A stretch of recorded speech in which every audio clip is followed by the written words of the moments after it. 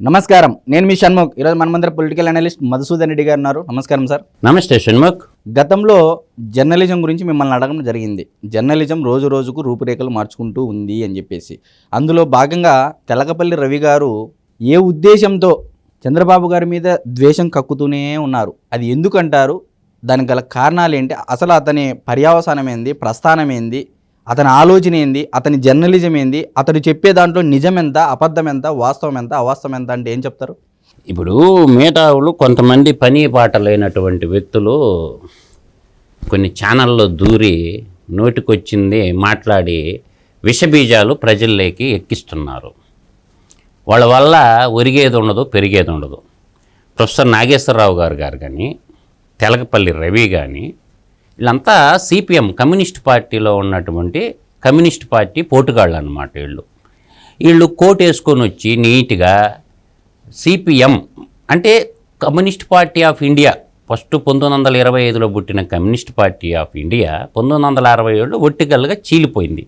ఆ చీలిపోవటానికి కూడా కారణం ఏంటంటే కుల పిచ్చే. అది కూడా ఆరు సిపిఐలో మొత్తం రెడ్లు ఉండేవాళ్ళు, సిపిఎంలో అంతా కమ్మవారు ఉండేవారు. ఎందుకు ఒట్టికలుగా చెప్తుండా? ఈ ఒట్టికలుగా చీలటానికి కూడా కారణం ఇది కుల పోరాటంలో భాగంగానే సిపిఎం డివైడ్ అయిపోయింది. ఆ తర్వాత మళ్ళీ ఎంఎల్ పార్టీగా కొన్నిడిపోవటం, అట్లా వీళ్ళు మార్కిజాన్ని నమ్మేటటువంటి జర్నలిస్టులు. మార్కిజం అనేది నమ్మిన జర్నలిస్టులు వీళ్ళు ఎంత పోటుగాళ్ళు అయితే ఎందుకు సిపిఐ ఒక విధానం, సిపిఎం ఒక విధానం ఎంచుకున్నది? మొన్న సిపిఎం వాళ్ళు పోటీ చేశారు తెలంగాణ రాష్ట్రంలో. ఒకప్పుడు సిపిఎం పార్టీ తెలంగాణలో దేభిప్రాయంగా ఎలిగినాయి, రెండు అన్నదమ్ముల రెండు పార్టీలు కూడా. మన నోటాకాడికి తక్కువ వచ్చినాయిగా ఓట్ల. ఇప్పుడు వీళ్ళు భారతీయ జనతా పార్టీ మీద ఉన్నటువంటి దేశాన్ని అంతటిని కూడా ప్రొఫెసర్ నాగేశ్వరరావు గారు కానీ, వాడు తెలకపల్లి కాదు, ఎలకపిల్లి, ఇంకో పేరు కూడా చెప్తా, బులుగు పిల్లి, తాడేపల్లి ప్యాలెస్ నుంచి వచ్చినటువంటి ఆదేశాలు పాటించేటటువంటి జర్నలిస్టులు. కాబట్టి వాళ్ళకు అనుకూలమైన మాటలు వాళ్ళు మాట్లాడక ఇంకేం మాట్లాడతారు? బీజేపీ మీద ఉన్న ద్వేషాన్ని అంతటిని కూడా ఇప్పుడు చంద్రబాబు నాయుడు గారు భారతీయ జనతా పార్టీతో అలయన్స్లో ఉండటం వాళ్ళకి ఇష్టం లేదు. ఎందుకు? ఒకప్పుడు భారతదేశంలో రెండు విభిన్న వైరి వర్గాలుగా ఉన్నాయి. ఏంది? కాంగ్రెసు, కమ్యూనిస్టులు యుద్ధం చేసుకున్నారు. వాళ్ళని వీళ్ళు తిట్టుకున్నారు, వీళ్ళని వాళ్ళు తిట్టుకున్నారు. ఇది జరిగిన యథార్థం.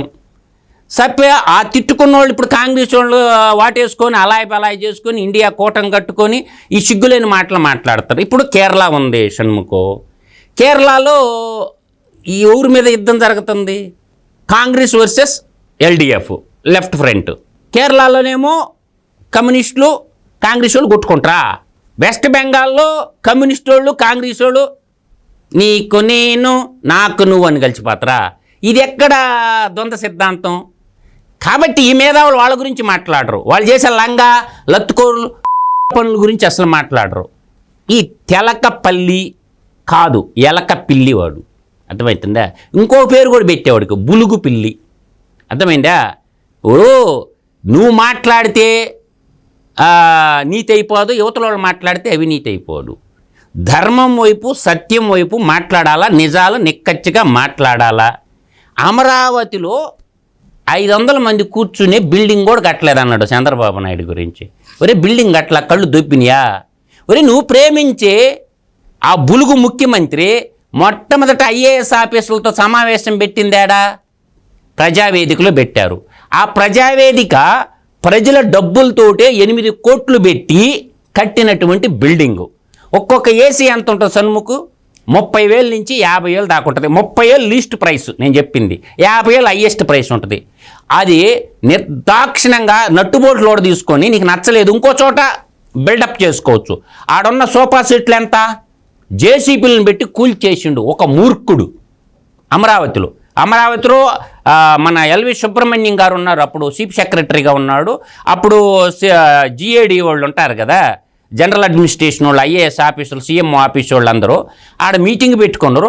పెట్టిన మీటింగు దాదాపు 1000 మందితో మీటింగ్ పెట్టుకోవచ్చు. ప్రజావేదికన విధ్వంసం అంటే నిట్ట నిలువును గుల్చేసిండు జగన్మోహన్ రెడ్డి. అంటే తన పరిపాలన విధ్వంసంతో స్టార్ట్ చేసిండు. దాని గురించి మాట్లాడ్డాడు తెలకపల్లి రవి.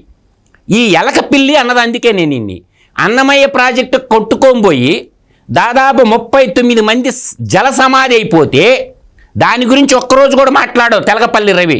దాన్ని ఎందుకు నిర్మించలేదని ఒక్కరోజు ఒక్క టీవీ డిబేట్లో కూడా మాట్లాడ్డాడు. అర్థమైందా? తర్వాత నేను ఇంకొక మాట చెప్తా.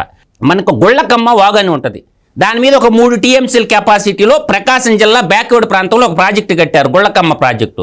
దాని గేట్లు కొట్టుకొని పోయి 3 టీఎంసీ నీళ్లు సముద్రం పాలైతే దాని గురించి ఒక్కరోజు కూడా మాట్లాడ్డు, దాని గురించి విమర్శించడు.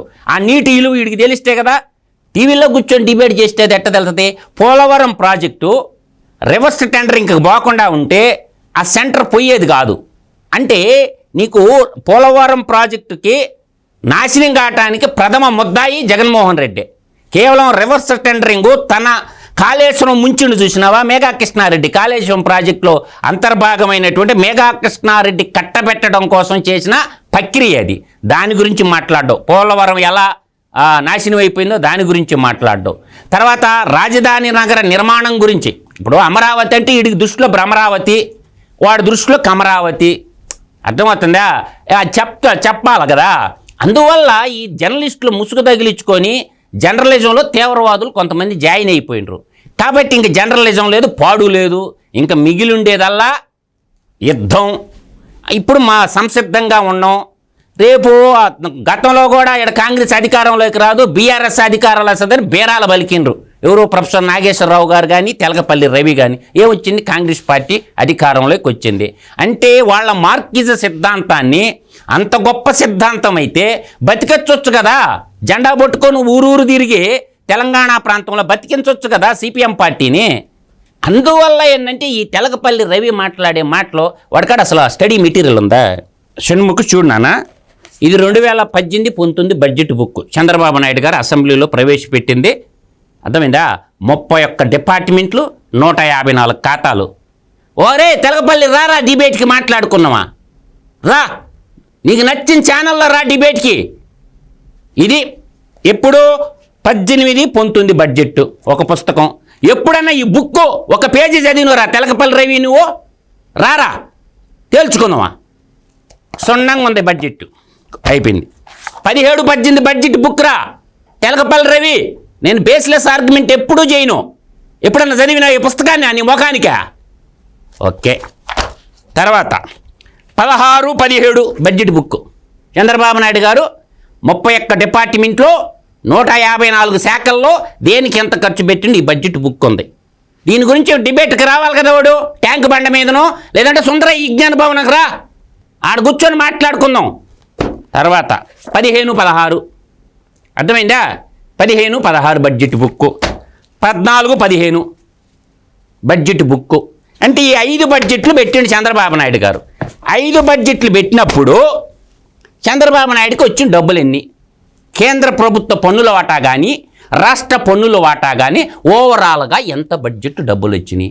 దేనికి? ఇన్ఫ్రాస్ట్రక్చర్ రంగంలో ఎంత ఖర్చు పెట్టారు, ఇరిగేషన్ రంగంలో ఎంత ఖర్చు పెట్టారు, విద్యా శాఖలో ఎంత ఖర్చు పెట్టారు అనేది పక్కా లెక్కపత్రం పక్కా ఉంది. ఎంత అప్పులు తెచ్చాడు, దేనికి ఎంత ఖర్చు పెట్టింది మొత్తం ఉంది. ఓకే, ఇది పక్కన పెడదాం. ఇప్పుడు ఈ 5 బడ్జెట్లో జగన్మోహన్ రెడ్డి పెట్టిన బడ్జెట్లు, ఇది 19-20 బడ్జెట్ బుక్కు. అర్థమవుతున్న షణ్ముఖ్? ఇది వచ్చి 20-21 బడ్జెట్ బుక్కు అసెంబ్లీలో ప్రవేశపెట్టిన Buggana Rajendranath Reddy minister of finance. ఇది తర్వాత ఈ విధంగా చెప్పుకుంటూ పోతే షణ్ముఖ్ 21-22 బడ్జెట్ బుక్కు. తర్వాత 22-23 ఇది ఒక బడ్జెట్ బుక్కు. 23-24 10 ఈ చంద్రబాబు నాయుడు పీరియడ్. నా రైట్ హ్యాండ్లో ఉండేయేమో చంద్రబాబు నాయుడు పీరియడ్ బడ్జెట్ బుక్కులు, ఈ ఏమో జగన్మోహన్ రెడ్డి అనే వ్యక్తి పరిపాలనలో ఉన్న బడ్జెట్ బుక్కులు. నీ ఇష్టం రా, రాండ్రా మీరిద్దరు, ప్రొఫెసర్ నాగేశ్వరరావు తెలకపల్లి రవి, మీరిద్దరు రండి, మేము రెడీరా, డిబేట్కి సిద్ధం. అందువల్ల సొల్లు కబుర్లు సుత్తి మాటలు ఎవడు చెప్తే అంటాడ్రా? ప్రైసింగ్ పాలసీ ఎంత ఉన్నదిరా చంద్రబాబు నాయుడు ఉన్నప్పుడు? గ్యాస్ సిలిండర్ ధర ఎంత, నిత్యావసర సరుకుల ధర ఎంత? బడ్జెట్ చంద్రబాబు నాయుడు పీరియడ్లో ఒక్క ఇరిగేషన్లోని షణ్ముఖ్ చంద్రబాబు నాయుడు సంవత్సరానికి యావరేజ్ మీద 13,500 కోట్లు ఖర్చు పెడితే జగన్మోహన్ రెడ్డి సింపుల్గా చెప్తాను 7,000 కోట్లు పెట్టిండు యావరేజ్. బడ్జెట్ ఇరిగేషన్లో. పోనీ ఏదో తేల్చుకుందాంరా, ఏదో వ్యవసాయ శాఖలో జగన్మోహన్ రెడ్డి బడ్జెట్ పెంచలేకపోయాడు. ఎందుకు పెంచలేకపోయాడు? వస్తువుల ధరలు పెరిగినాయి కాబట్టి. ఆ రోజు చంద్రబాబు నాయుడు పీరియడ్లో పెట్రోల్ ధర ఎంత, పెట్రోల్ మీద వచ్చే ట్యాక్స్ ఎంత? ఈరోజు ఈ బడ్జెట్ అంతటికి కారణం ఏంటంటే 10 లక్షల కోట్ల రూపాయలు జగన్మోహన్ రెడ్డికి కేంద్ర రాష్ట్ర ప్రభుత్వాలు పన్నుల రూపంలో కట్టి వచ్చిన డబ్బు వచ్చింది. ఈ డబ్బు ఆయన ఏమైనా ఆయన తెలివితేటలతో పెంచిండ్రు అనుకుంటారా ఏంది? వస్తువులు ధరలు పెరిగినాయి. 100 రూపాయలు వస్తువు ఉంది సన్ముకు, అది ఏమైంది ఈరోజు 300 రూపాయలు అయింది. కందిపప్పు చంద్రబాబు నాయుడు ఉన్న పిరుల్లో ఎంత ఉంది, ఈరోజు ఎంత ఉంది? కాబట్టి వస్తువులు ధరలు పెరిగినాయి కాబట్టి బడ్జెట్ పెరిగింది. 1,00,000 రూపాయలకి మనం వస్తువులు కొంటే 18,000 రూపాయలు జిఎస్టీ రూపంలో ట్యాక్స్ బాద్ది. అర్థమవుతుంది పాయింట్? అదే వస్తువు ధర ఇవాళ 2 లక్షలు అయింది అంటే 36,000 రూపాయలు ట్యాక్స్ రూపంలో వెళ్తాయి. అట్టొచ్చిందే కానీ బడ్జెట్ జగన్మోహన్ రెడ్డి కంపెనీలు తెచ్చి కొత్త ప్రోడక్ట్లు సృష్టించి తద్వారా జిఎస్టీ రూపంలో రాష్ట్రానికి అభివృద్ధి చేసి బడ్జెట్ రాలా. జగన్మోహన్ రెడ్డి తెస్తే అప్పులు తెచ్చిండు, లేదంటే వస్తువుల ధరలు పెరిగినాయి. పెట్రోల్ ధరలు, డీజిల్ ధరలు ఎంత? దక్షిణ భారతదేశంలో చంద్రబాబు నాయుడు ఉన్నప్పుడు పెట్రోల్ డీజిల్ ధర ఎంత, ఈరోజు ఎంత? వాటి మీద వచ్చినాయి అంతే తప్ప ఈయనే ఈరుడు సూర్యుడై రాలా. అందువల్ల ఏంటంటే ఒళ్ళు దగ్గర పెట్టుకొని మాట్లాడాలా. రేపు 4వ తేదీ సాయంత్రం 5 గంటల దాకా వాళ్ళ మాటల మీద ఉండమనండి. వాళ్ళ ఆలోచన ఏంది? ఎడ కేసీఆర్ని ముఖ్యమంత్రి చేయాలన్నారు, అది కుదరలా. అర్థమైందా? కుదరలా. ఆడేవో జగన్మోహన్ రెడ్డి ముఖ్యమంత్రి చేయాలా అని కోరుకుంటారు, అది కూడా కుదరదు. అది ప్రజలు స్పష్టంగా తీర్పు ఇస్తున్నారు. నిరుద్యోగ యువత 5 ఏళ్ల నుంచి ఉద్యోగాలు లేక గోయిందార్పణం శివార్పణం వాళ్ళు తెలుసుకున్నారు. తర్వాత అంగన్వాడీ టీచర్లు వాళ్ళని ఎలా కొట్టించింది అందరికీ తెలుసు. అంగన్వాడీ టీచర్లు అందరూ పోటేశారు. సిపిఎస్ రద్దు అన్నాడు ఉద్యోగస్తులకి, వాళ్ళకి ఎన్ని పోటు పొడిచిండు కాబట్టి వాళ్ళు పొడిచారు. నిన్న పోటు ఈవీఎంల్లో గత గత గత గత నొక్కిర్రు. అందువల్ల ఏంటంటే తర్వాత పారిశ్రామికవేత్తలను ఇబ్బంది పెట్టినరు. తర్వాత ఇలా చదువుకున్నటువంటి యువత అందరికీ తెలుసు. దానికి ఏంటంటే పేదలు పెత్తందారులు. జగన్మోహన్ రెడ్డిని మించినటువంటి పెత్తందారుడు ఎవడన్నా ఆ భారతదేశంలో ఉండా? జగన్మోహన్ రెడ్డి ఎంత పెత్తందారుడు కాకపోతే 3041 సార్లు సిబిఐ కోర్టుకు బాలేదు. ఇప్పుడు జగన్మోహన్ రెడ్డి సిబిఐ కేసుల మీద ఏదన్నా ఒక్కరోజు చర్చించారు వీళ్ళిద్దరు, ప్రొఫెసర్ నాగేశ్వరరావు గారు కానీ తెలకపల్లి రవి కానీ. వీళ్ళిద్దరు ఒక్కరోజు న్యాయ వ్యవస్థ మీద కానీ ఇగ్నలే కదా ఇద్దరు. ఐఏఎస్ ఐపీఎస్ ఐఆర్ఎస్లు కూడా కోచింగ్ చెప్పేవాడు, ట్రైనింగ్ ఇచ్చేవాడు కదా ప్రొఫెసర్ నాగేశ్వరరావు. జగన్మోహన్ రెడ్డి కేసుల మీద ఎందుకు మాట్లాడ్డు? అసలు తప్పు జరిగిందా లేదా, దోపిడీ జరిగిందా లేదా? అందువల్ల ఏంటంటే తెలకపల్లి రవి గారు, మీ బ్యాచ్ అందరు రెడీ అవ్వండి. కొమ్మినేని శ్రీనివాసరావు, దేవులపల్లి అమర్, వద్దెపల్లి మురళి, మీరందరు కూర్చోండి. ఇప్పుడు యుద్ధం జరుగుతుండేది జర్నలిస్ట్ వర్సెస్ జర్నలిస్టు. కూర్చుందాం. ఒక 2 రోజులు కాకపోతే 3 రోజులు హాల్ మీరే బుక్ చేయండి, డబ్బులు మేము కడతాం. ఎందుకు గొడవ? మీరు కొన్ని పార్టీలు కొమ్ము గాయటం, మేము కొన్ని పార్టీల పక్షాన మాట్లాడటం ఇది కాదు. వాళ్ళకి బీజేపీ అంటే పడదు. ప్రొఫెసర్ నాగేశ్వరరావు గారు కానీ తెలకపల్లి రవి వాళ్ళు ఏంటంటే మార్కిజాన్ని నమ్మతారు, కమ్యూనిజాన్ని. మేము ఇండియన్ సోషలిజాన్ని నమ్మతాను, ఇండియన్ సైంటిఫిక్ సోషలిజాన్ని మేము నమ్మతాం, వాళ్ళు మార్కిజాన్ని నమ్మతారు. కాబట్టి భారతదేశంలో మనకి అసలు విజ్ఞానానికి కొరవే లేదు. భారతదేశ శాస్త్ర సాంకేతిక రంగాల్లో ఎంతో అభివృద్ధి చెందటానికి కారణం మన పిల్లలు, మన కాడికి పోటుగాళ్ళు ఎవరూ లేరు ప్రపంచంలో. ఓడో మా కారణం మార్క్స్ చెప్తే తెలుసుకోవాల్సిన దుస్థితిలో ఎవరు లేరేడా. ఇక్కడ పుట్టిన బిడ్డలకు అన్ని విజ్ఞాన శాస్త్రాల్లో అన్నీ ఉన్నాయి, తెలివితేటలు అన్నీ ఉన్నాయి. అంతెందుకు ఇప్పుడు పోతుంది కదా రైలు, స్పీడ్ రైలు. ఆ స్పీడ్ రైలు క్రియేట్ చేసిండు ఎవరా? మన ఇండియానే కదా. ఆ స్పీడ్ రైలు క్రియేట్ చేసింది మన ఇండియానే కదా. ఎంత కష్టపడ్డాడు. అందువల్ల అన్ని రంగాల్లో భారతదేశం పురోభివృద్ధి చెందుతుంది. కాకపోతే ఈ దోపిడీ వర్గం ఉంది. ఈ దోపిడీ వర్గాన్ని ఎదుర్కోవాల్సిన ఆవశ్యకత ఏర్పడింది. కాబట్టి భూస్వామ్య వ్యవస్థ మీద ఆ రోజు యుద్ధం చేశారు కమ్యూనిస్టులు. ఇప్పుడు ఎందుకు యుద్ధం చేయటం లేదా భూస్వామ్య వ్యవస్థ మీద? నయా భూస్వామ్య వ్యవస్థ ఏర్పడింది. స్పెషల్ ఎకనామిక్ జోన్ అని ఒక పాలసీ తెచ్చింది కాంగ్రెసు. అప్పుడు ఎవరు యూపీఏలో ఉన్నది? ఈ ముండలే కదా. ఈరోజు ఆ యూపీఏ 1 గవర్నమెంట్లో ఆ రోజు లోక్సభ స్పీకర్ ఎవరు? బెంగాలు సంబంధించినటువంటి వ్యక్తే ఉన్నాడు కదా, లోక్సభ స్పీకర్ సోమనాథ్ చటర్జీ గారు ఉన్నారుగా. బిల్ ఎట్ట పాస్ అయిందిరా? Special economic zone. Special economic zone అంటే అర్థమైంది భూములు కొట్టేయటం. అంటే నూతన పారిశ్రామిక విధానంలో భాగంగా ప్రజలకు ఇచ్చినటువంటి డీపారం భూములు, అసైన్డ్ భూములు, ప్రభుత్వ భూములన్నీ తక్కువ ధర కొట్టేకి దాని మీద వీళ్ళు ఎందుకు మాట్లాడరు? స్పెషల్ ఎకనామిక్ జోన్ పాలసీ తప్పని ఎందుకు మాట్లాడరు? అంటే కష్టపడి వాళ్ళు ఉద్యమాల ద్వారా సాధించుకున్నటువంటి భూములు బడా పారిశ్రామికవేత్తల చేతుల్లోకి పోయి అవి మార్టిగేజ్ చేసుకొని మళ్ళీ జాతీయ బ్యాంకులు డబ్బులు కొల్లగొడతా ఉంటే వాటి మీద విశ్లేషణ చేయరు, వాటి మీద మాట్లాడరు. స్పెషల్ ఎకనామిక్ జోన్ మీద, నయా భూస్వామి వ్యవస్థ మీద ఈ తెలకపల్లి రవి ఎప్పుడు మాట్లాడు? APIIC, Andhra Pradesh industrial corporation, TSIIC, Telangana state industrial corporation, MIDC, Maharashtra industrial develop corporation, K8ADB అని ఉంటుంది కర్ణాటకలో, తర్వాత అక్కడ ఉంటుంది సిడ్కో అని ఉంటుంది, స్టేట్ ఇండస్ట్రియల్ డెవలప్మెంట్ కార్పొరేషన్ అని తమిళనాడులో ఉంటుంది. ప్రతి రాష్ట్రానికి ఒక ఇండస్ట్రియల్ కార్పొరేషన్ ఉంటుంది. ఈ స్పెషల్ ఎకనామిక్ జోన్లు ఎందుకు వచ్చినాయిరా? దేనికి వచ్చినాయి? ఎవడికి దోచిపెట్టడానికి వచ్చినాయి? వీటి మీద ఉద్యమం ఎందుకు చేయడు? తెలకపల్లి రవి, ప్రొఫెసర్ నాగేశ్వరరావు భూములు కొట్టేసి పేద ప్రజలు భూములు నాకేసి శాశ్వతంగా భూములు లేకుండా చేస్తారు కదా వాళ్ళకి. అందువల్ల ఈ తెలకపల్లి రవి కానీ, ప్రొఫెసర్ నాగేశ్వరరావు కానీ, కొమ్మినేని శ్రీనివాసరావు కానీ, దేవులపల్లి అమర్ కానీ, వద్దేపల్లి మురళి కానీ వీళ్ళందరూ ఒకవైపు పనిచేస్తున్నారు, ఇంకొక పార్టీకి ఇంకొక వైపు కొంతమంది పనిచేస్తున్నారు. వర్టికల్గా జనరలిజం, జనరలిజం లేదు, పాడు లేదు, ఉన్నదల్లా క్యాపిటలిజమే. కాబట్టి మంచి ఎవరు చేసారో చెడెవరు చేసిండో మాట్లాడుకోవాలా. ధర్మం వైపు ఉండాలా, సత్యం వైపు ఉండాలా. ఆ ధర్మాన్ని సత్యాన్ని మనం నిలబెట్టలేనప్పుడు సత్యమేవ జైతే అన్నారు కానీ డోలు బాజా డోలు అనలా. కాబట్టి ఆలోచించుకో తెలకపల్లి రవి గారు, మీరు పెద్దలు, మీరు అపర మేధావులు, మరి ఒకసారి రండి పెట్టుకుందాం, తాడో పేడో తేల్చుకుందాం. జనరలిజంలో ఎవరు నాలెడ్జ్ ఎంత ఉందో తేల్చుకుందాం. జనరలిజం అంటే ఏంటో కూడా తెలుసుకుందాం. జనరల్ ఇజం అంటే ఉద్దేశం సన్ముఖో, సాధారణ ఉద్దేశము అంటే నీకు ఒక టీవీ ఉంది, నీకు ఒక పేపర్ ఉందని నీ ఇష్టం వచ్చినట్టు రాసుకుంటే కుదరదు. టర్మ్స్ అండ్ కండిషన్ పెట్టుకుందాం. రిటైర్డ్ అయినటువంటి హైకోర్టు జడ్జీలను పిలుద్దాం, ఒక 4-5 జడ్జీలను కూర్చొని పెట్టుకుందాం. అసలు జనరలిజం ఎలా ఉండాలా, ఏ భాష మాట్లాడాలా, ఏ పదాలు రాయాలా, ఒక డిబేట్ పెట్టుకుందాం రండి, తేలిపోద్ది కదా. మీరు మమ్మల్ని విమర్శించడం, మేము మిమ్మల్ని విమర్శించడం ఎందుకు? అందువల్ల ఏంటంటే తెలకపల్లి రవి అనేటోడు మార్కిస్టు, సిపిఐ సిపిఎం కొంప ముంచేశారు.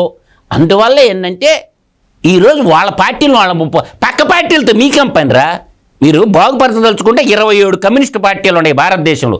CPI, CPM, ML, forward bloc, RSP, ఇట్లా పిడిఎస్యు, ఇట్లా ఎస్ఎఫ్ఐ, ఇట్లా ట్రేడ్ యూనియన్లు, టియుసిసి, ఏఐటిసి, సిఐటియు, యూటీఎఫ్ఓ, ఇట్లా 27 ఆర్గనైజేషన్లు ఉన్నాయి. వాళ్ళ గురించి వాళ్ళు మాట్లాడుకోరు, వాళ్ళ సిద్ధాంతాల గురించి పక్కనోడి మీద పడి ఏడవటం ఎందుకు? 24 గంటలు మీ విధి విధానాలు చెప్పండి, మీ పార్టీల గొప్పతనం చెప్పండి, మీరు చేసిన మంచి పనులు చెప్పండి. అది వదిలేసి చంద్రబాబు నాయుడు ఎట్ట, జగన్ ఎట్ట, మోడీ అట్ట, నువ్వు ఒకటంటే యువతలోడు 10 అంటాడు. వాడు పడితే తుడుచుకోలేకపోతున్నావు ఎందుక? తుడుచుకో, ఇబ్బంది ఏమి లేదు, తుడుచుకో. నువ్వంటే నీకు రోషం వచ్చినప్పుడు నీ పార్టీని నువ్వు డెవలప్ చేసుకోరా బాయ్. ఎర్రజెండా ఒకటి ఉంది, కమ్యూనిస్ట్ పార్టీలు 27 పార్టీలు ఉండే, ఎంఎల్ పార్టీతో సహా కలుపుకొని పోరాడండి, అందరిని విమర్శించండి, తప్పులేదు కదా. మీరు ఎందుకు పక్క పార్టీలకు ఒత్తాస బలగతారు? అంతే కన్వర్షన్, మీరు కూడా కన్వర్షన్ కరెక్టెడ్ అయిపోయారా? అందువల్ల ఆలోచించుకోండి. మనం గురిగింజ కింద, గురిగింజ ఎర్రంగా ఉందంట, దాని కింద నలు పెరగదంట. కాబట్టి జనరలిజం చచ్చిపోయిందిరా బాయ్, ఉన్నదల్లా క్యాపిటలిజమే భారతదేశంలో. కాబట్టి ఆలోచించుకో తెలకపల్లి రవి. పిచ్చి పిచ్చి వేషాలు వేస్తే కొంచెం మొన్నటిదాకా గమ్ముగా ఉన్నాడు, ఇప్పుడు ఆంధ్రప్రదేశ్ యువత రగిలిపోతుంది. ఏడ్చకపోతారే మిమ్మల్ని అనుకుంటారేమో. రేపు 4వ తేదీ సాయంత్రం 5 గంటల దాకా ఓపిక పట్టు, ఎలా ఏడ్చకపోతారో చూద్దురు. కొత్త రూపు సంతరించుకుంది ఆంధ్రప్రదేశ్ యువత, సీమాంధ్ర యువత. మీ పప్పులు ఇంకొడకో, మీ ఇష్టం వచ్చినట్టు ఎగిరితే ఏడ్చకపోయేది మాత్రం వాస్తవం, దాంట్లో డౌట్ లేదు. ఇప్పుడు యుద్ధం మీరు స్టార్ట్ చేశారు కాబట్టి సంసిద్ధంగా ఉండండి యుద్ధానికి. 4వ తేదీ సాయంత్రం 5 గంటల తర్వాత నువ్వు గతంలో ఏం మాట్లాడు అన్నీ డౌన్లోడ్ చేసి పెట్టి రికార్డెడ్ స్టోర్ చేసి పెట్టున్నాం తెలకపల్లి రవి గారు. వీటన్నిటికి సమాధానం చెప్పాల్సి వస్తుంది న్యాయస్థానాల్లో. కొంచెం ఒళ్ళు దగ్గర పెట్టుకొని మసులుకోండి.